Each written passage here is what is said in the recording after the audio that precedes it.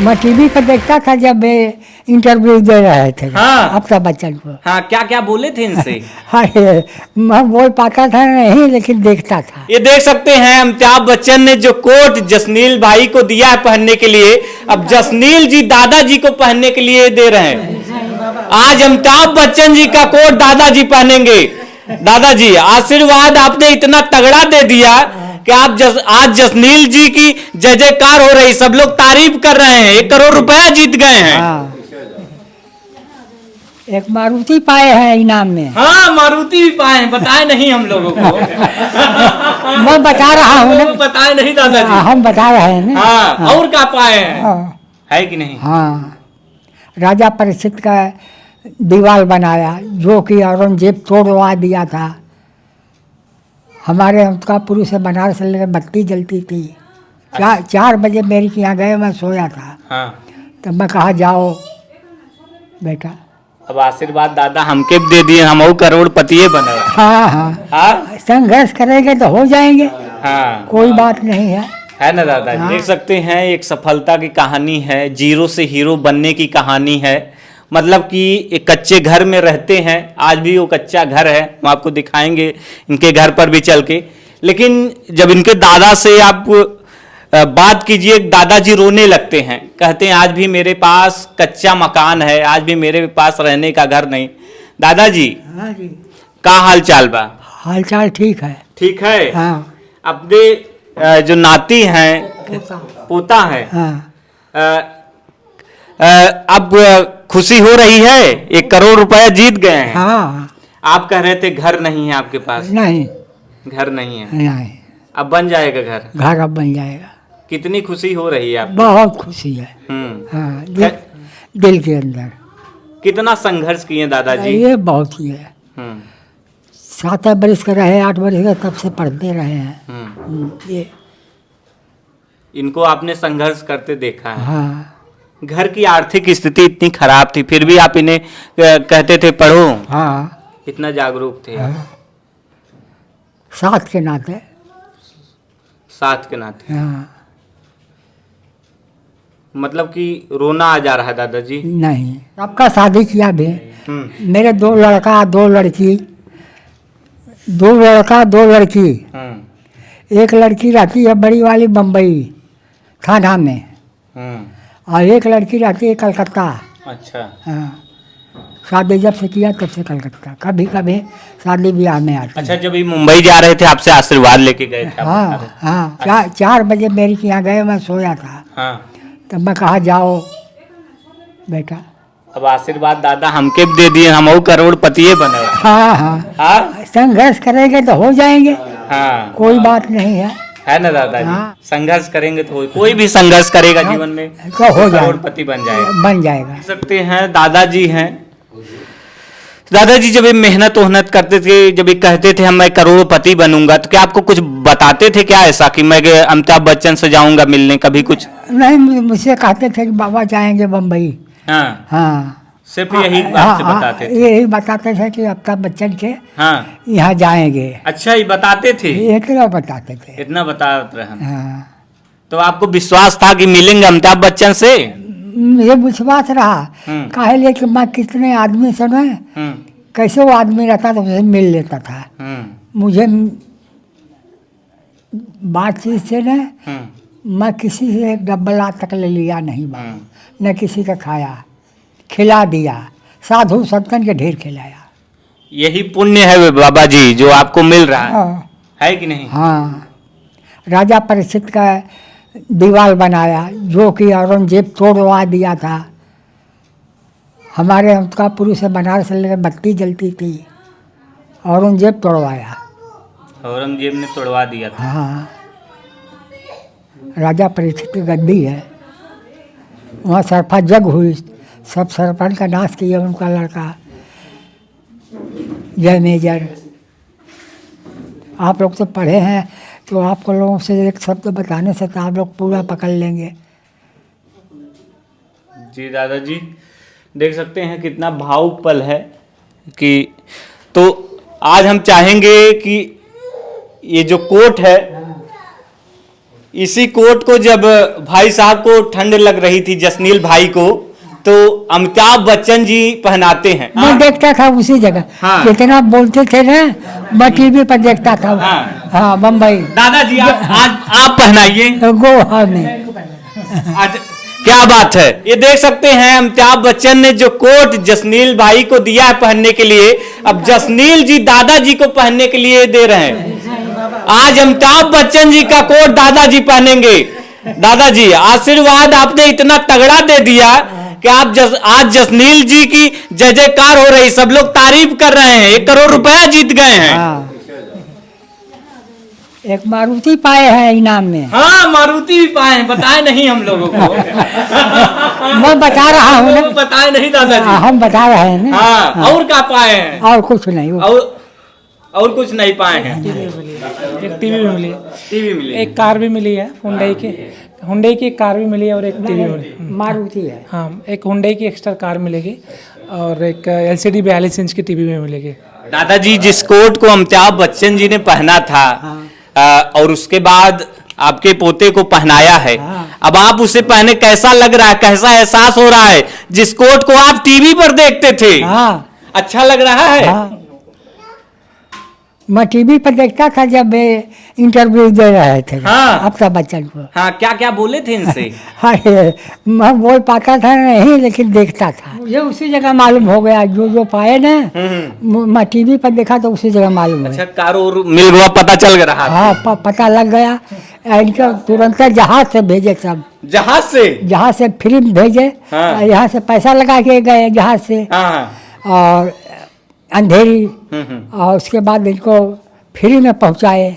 अच्छा, आप पैसा लगा के गए थे? दरअसल हाँ, हम लोगों को जो एयर टिकट आने जाने का मुंबई से KBC की तरफ से मिला था। और रहने के होटल वगैरह उनका ही था, तो वो सारी व्यवस्था उनकी तरफ से थी। आज भी हमारी पूरी फैमिली कच्चे मकान में ही रहती है। तो इकलौता ही मेरे गांव में मेरा एक अकेला घर था जो कच्चा था। लोग बड़े कमेंट ताने मारते थे, लोग बड़े बुरे बोलते थे कि यार ये तो ऐसे ही रह जाएंगे। कि मैं सबसे आखिरी कंटेस्टेंट था जब मैं इंटरव्यू दे रहा था। अच्छा। आखिरी सर, सब कुछ पैक हो रहा था, जैसे आप लोग आए, मतलब उनकी जो टीम थी पैकअप चल रहा था एकदम। और मैं जिस कमरे में गया था, जिस कमरे में मेरा इंटरव्यू होना था, वो आखिरी कमरा था और मैं आखिरी कंटेस्टेंट था। तो बड़ा मैं होपलेस हुआ, निराश वगैरह। अब तो पैक कर रहे हैं, बस ये जाएंगे, नाम पूछेंगे, ठीक है भैया आपको सेलेक्ट कॉलेज, तो ऐसे मन में आया। नमस्कार दोस्तों, मेरा नाम है प्रमोद गुप्ता और आप देख रहे हैं जय भारत न्यूज। अभी हम निरहुआ के संसदीय क्षेत्र आजमगढ़ में हैं और आपको बता दें कि यहीं से एक लड़का जसनील कुमार गरीब घर से, साधारण परिवार से निकलकर KBC में अमिताभ बच्चन के साथ 1 करोड़ रुपए जीतता है। और ये वही 1 करोड़ रुपए जीतते हैं और यह पूरे देश में चर्चा का विषय बना हुआ है।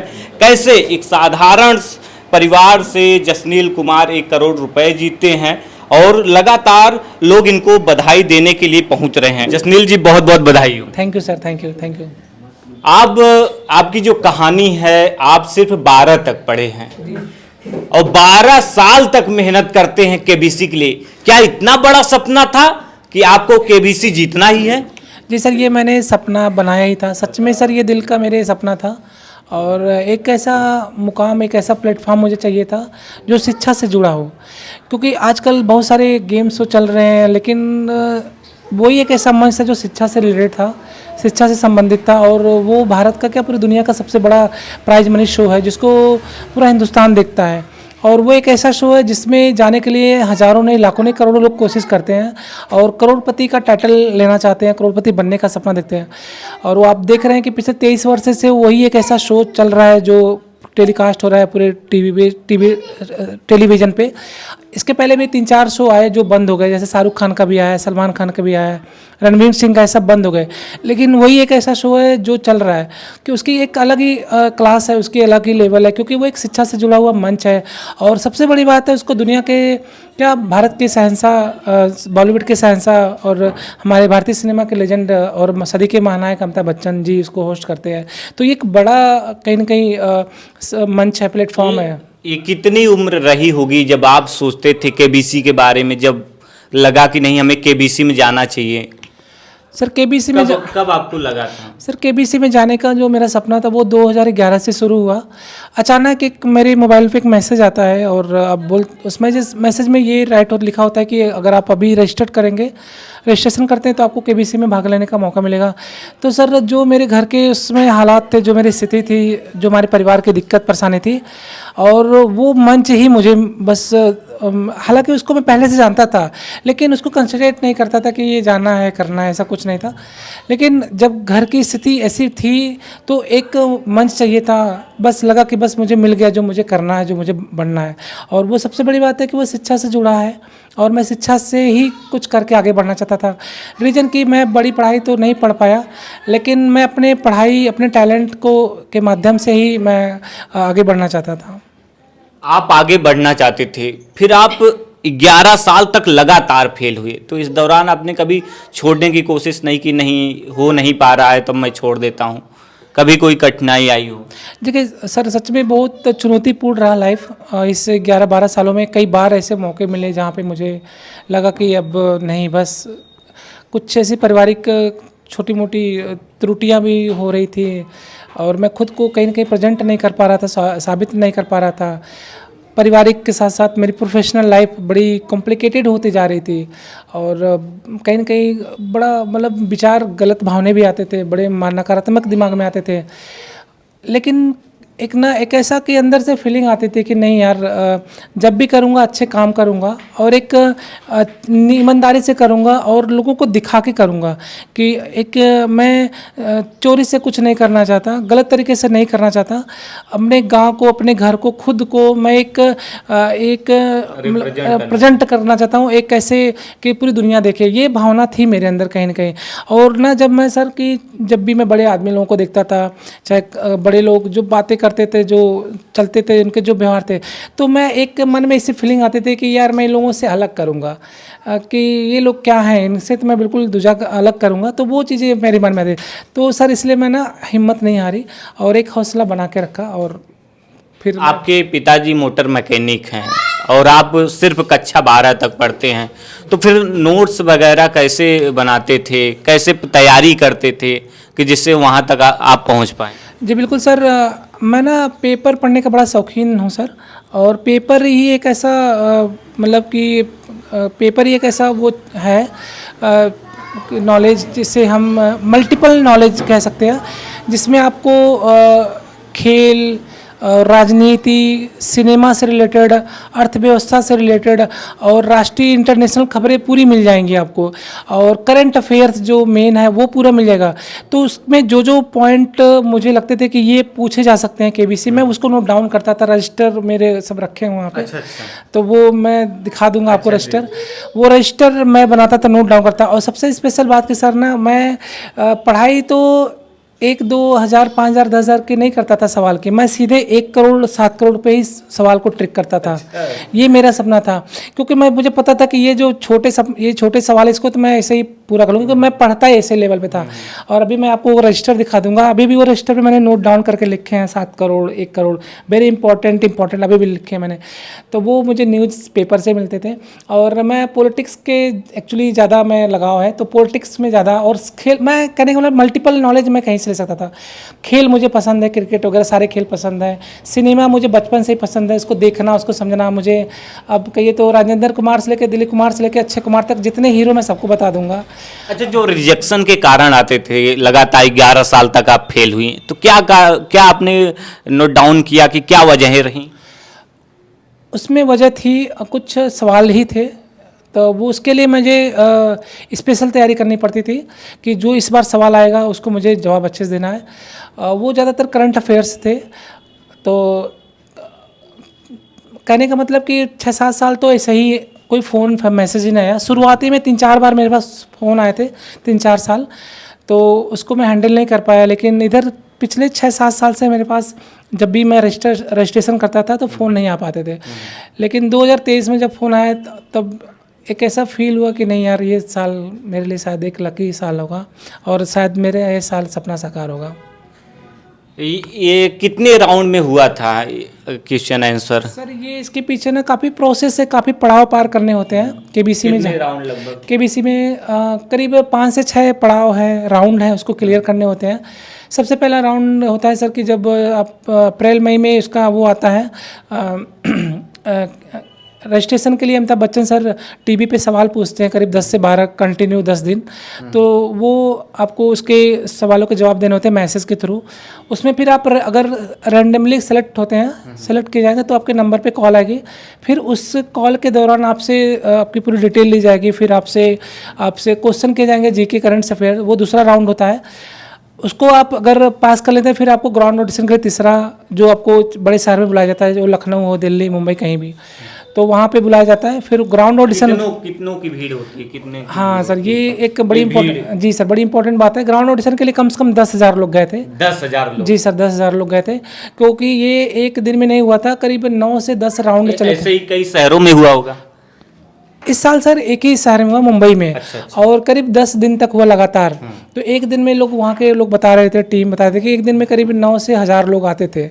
और मैं जो डेट को गया था उस दिन मेरा आखिरी था, और उससे पहले करीब 8-9 हज़ार लोग दे चुके थे, इंटरव्यू ऑडिशन हो चुके थे।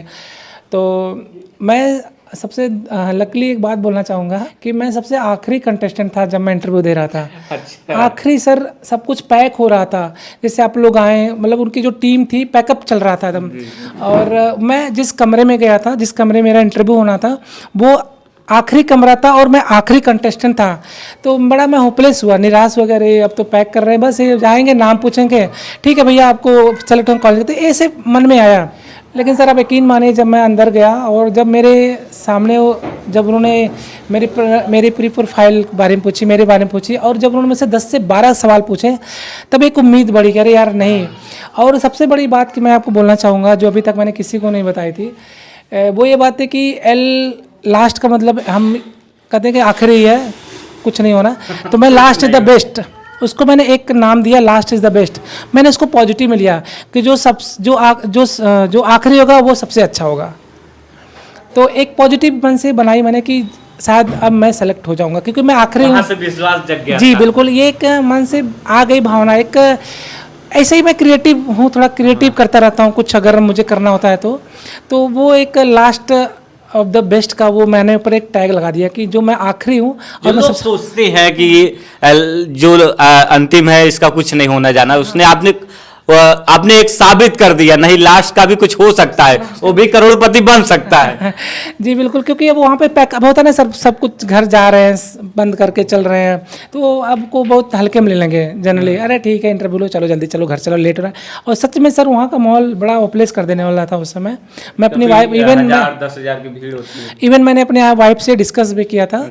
मैंने बताया इसको कि यार उस समय ऐसा लगा था, लेकिन मैंने खुद को वो जब लाइन अपने ऊपर सेट की, तो मैं एक पॉजिटिव में चल लास्ट इधर, तो उसको पॉजिटिव में ले लिया। और वो एक उम्मीद बन गई कि फिर फाइनली मेरे पास कॉल आती है कि आप मुंबई के लिए, आपके बीच में सेलेक्ट होते हैं, मुंबई आपको आना है। तो अब आप मुंबई जाते हैं, क्या डायरेक्ट मुलाकात हो जाती है बिग बी से? नहीं सर, उसके लिए भी एक राउंड क्लियर करना होता है, उसको बोलते हैं फास्टेस्ट फिंगर। फास्टेस्ट फिंगर में आपको सबसे पहले जो सवाल का जवाब देता है कम समय में, उसको हॉट सीट पर मौका मिलता है। तो 2 दिन तक तो मेरा नाम नहीं आया, मैं 2 दिन तक जवाब नहीं दे पाया, तीसरे दिन जाके मेरा नाम आया। अच्छा, कितने दिन तक ये प्रोसेस होता है लगभग? ये करीब 1 हफ्ता चला था प्रोसेस। जी सर, जी सर। और उसके 10 कंटेस्टेंट जो सेलेक्ट होते हैं पूरे भारत से, 10 खिलाड़ी आते हैं पूरे अलग अलग राज्य से, तो उसमें से मैं भी था। मतलब कि सिर्फ 10 लोगों को चुनना होता है? जी 10, फिर हर हफ्ते 10-10 नए खिलाड़ी खेलते हैं, हर हफ्ते 10 खिलाड़ी हर हफ्ते खेलते हैं उसमें। अब बारी है एक सपने के उड़ान की। जी बिल्कुल, जब हॉट सीट पे मेरा अनाउंसमेंट होता है, वीडियो में देखिएगा आप, वो मैं बड़ी ज़ोर से एक्साइट होकर चिल्लाता हूँ और बहुत खुश होता है जब वो बोलते हैं कि आपने 3 सेकंड में आपने जवाब दिया है, 3.9 में आपने सेकंड, तो बहुत खुशी होती है कि इन्होंने भी नोट किया वो मतलब टाइम मेरा। सोचो वो मतलब उन्होंने बताया। अच्छा, कुछ लोग कहते हैं स्क्रिप्टिंग है, कुछ ऐसा कुछ आपके साथ? बिल्कुल जेन्युइन है सर, बिल्कुल फ्रेश है, बिल्कुल कि लिपापोती नहीं है, फ्रेश गेम है, कोई भ्रष्टाचारी नहीं, कोई लेन देन का मैटर नहीं वहाँ पे। मैं एक मिडिल फैमिली से हूँ और मेरी जो मेहनत है, मेरी कुछ कोशिश है, वही वो मेरे टैलेंट वो मुझे वहाँ पे दिखाना था। अब हॉट सीट पे बैठेंगे, अमिताभ बच्चन जी आते हैं, उसकी कहानी हाँ सर, उसकी कहानी कैसे दिल को थामते हैं, जिसे आप सिर्फ टीवी में देखते थे, घर वाले टीवी में देखते थे, आपकी पत्नी टीवी में देखती थी, आपका भी एक सपना था उन्हें देखने का, फिर अब आप अमिताभ बच्चन को सामने देख रहे हैं। जी बिल्कुल सर। जब मैं टीवी पे देखता तो होपलेस होता था, निराश होता था, मेरा भी कब आएगा दिन, ऐसे मैं सोचता था कब देखूँगा, कब जाऊँगा, ये फीलिंग आती थी सर, सच कहूँ तो। क्योंकि ये मन में बड़ा जैसे सीने पे जैसे पत्थर रखना पड़ता था सर उस समय, मैं ये एक्चुअल बता रहा हूँ सर। तो दिल की बात कहते ना कि दिल वाले ही समझते हैं, तो वो दिल में ही रहता था कि अब खुद को एक दिखाना है, प्रेजेंट करना है, तो बस इंतज़ार था कि कब वहाँ पे जाऊँगा, और वो मौका मिला मुझे। ख्वाहिश जो मेरी थी, वो सपने थे, वो पूरे हो गए सर। अमिताभ बच्चन जी आपसे पहला सवाल कौन सा लेते हैं हॉट सीट पे जब बैठते हैं? उनका सबसे पहला सवाल आता है, वो बोलते हैं कि बधाई हो, आपने 3.9 में आपने जवाब दिया, आपको इसके लिए बहुत बहुत बधाई, वो बोलते हैं। और जो मेरे सामने प्रश्न डालते हैं, वो डालते हैं कि आप इन वस्तुओं में से कौन सी चीज़ है जो इसमें कपड़े के टांगने काम आती है, तो उसमें हैंगर सवाल का जवाब होता है, तो मैं इसको जवाब देता हूँ। बिग बी सामने बैठे हैं, एक्साइटमेंट क्या होती है आपकी? सर वो दुनिया के ऐसे कोई नॉर्मल आदमी नहीं है, वो एक तरह से भारत के या बॉलीवुड के भगवान कहे जाते हैं, और उनके सामने हर कोई उनसे मिलना, उनको देखना, उनको उनसे छूना चाहता है, और मुझे उनके सामने खेलना था, तो एक अलग ही प्रेशर था, डर भी था, और एक अलग ही दबाव था। इसके बावजूद भी मुझे एक ही दिल में थी ख्वाहिश की बस एक कंपटीशन है मेरे लिए, पहले मेरा कंपटीशन है, फिर बिग बी जीता से मैं मिल ही लूँगा, मिल ही लिया मैं। तो मैं अपने सपने को साकार करना था मुझको। बाकी जैसे जैसे सवाल देता गया, उनसे प्रेरणा मिलती गई, बड़ी सपोर्टिव टीम थी वहाँ की, सपोर्ट करते थे, हौसला बढ़ाते थे, हिम्मत बढ़ाते थे, ये चीज़ मैं ज़रूर बोलूँगा। अब आप सवालों के जवाब देते चले गए, अब इसी बीच एसी चल रही है और आपको लगती है ठंडी। जी जी, एक्चुअली सर उसका रीज़न है ना कि ठंड लगने का रीज़न ये है कि वहाँ पे जो सेटअप है वो वहाँ के मंच का, वहाँ पे वो टेक्निकली मंच है, क्योंकि वो सारे बहुत सी बड़ी बड़ी मशीनें हैं वहाँ पे, तो उसको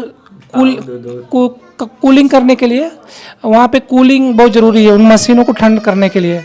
तो उस चीज़ के लिए उन्होंने व्याख्या दी अमिताभ बच्चन सर ने कि ये गर्मी जो लाइटें वेटें हैं इसको कंट्रोल करने के लिए इतनी कूलिंग की गई है, तो कोई बात नहीं, मैं आपके लिए कुछ व्यवस्था करता हूँ, वो बोलते हैं।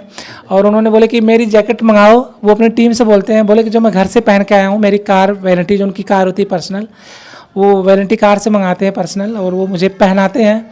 तो वो सर बड़ा मज़ेदार पल था बहुत अनोखा पल था, जिसको आपने वीडियो में देखेंगे, आप देखा होगा। तो वो मुझे खुद पहनाते हैं, हाँ वो मुझे खुद पहनाते हैं। जो सपना था ऐसा सोचा नहीं था इस चीज़ के लिए कि वो जैकेट भी देंगे और पहनाएंगे, ऐसा नहीं सोचा था। ये था कि वो मुझसे मिलेंगे, हाँ उनसे गले मिलूंगा, उनके पैर छूंगा, ये सोचा था।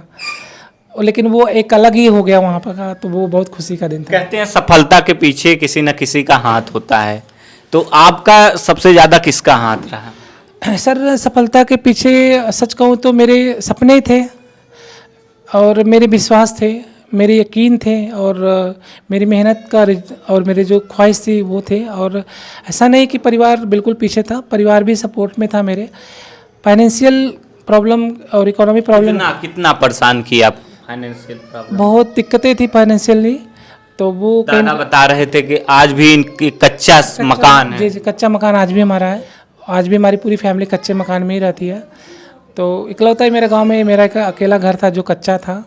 लोग बड़े कमेंट ताने मारते थे, लोग बड़े बुरे बोलते थे कि यार ये तो ऐसे ही रह जाएंगे, लेकिन मैंने कभी किसी का जवाब नहीं दिया सर। और मुझे वक्त है जवाब दे रहा है, अब वक्त जवाब दे रहा है। आज वो दुनिया, आज वो गांव देख रहा है कि ये जब आप जैसे लोग पहुंच रहे हैं वहाँ पे, तो बहुत उनके होश उड़ गए सर कि किस लिए ताना मारता था वो क्या सोच रहा? आपके पास कॉल आ रहे होंगे, फोन आ रहा होगा, क्या रिएक्शन है गांव वालों का, बाकी लोगों का? बाकी वो लोग सर कोई बोलना ही नहीं है, जवाब मिल गया उनको, वो क्या बधाई देंगे उनको।